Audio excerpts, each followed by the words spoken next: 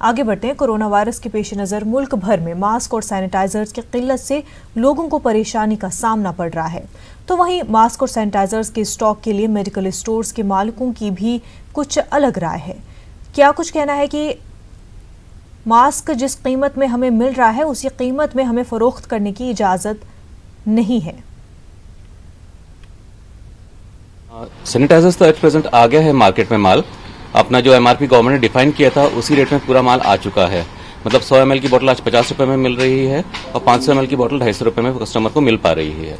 लेकिन मास्क की स्थिति ऐसी है कि मास्क जब अपन बात कर रहे हैं डिस्ट्रीब्यूटर से तो बोलता है कि 10 रुपए के नीचे देना उनके लिए पॉसिबल नहीं है। 13-14 रुपए के नीचे दे नहीं पा रहे हैं वो लोग। अब 13-14 रुपए में खरीद के हम लोग 10 रुपए में मास्क बेच नहीं पाते हैं, तो इसलिए मास्क पूरा शॉर्ट हो रखा हुआ है मार्केट के अंदर में।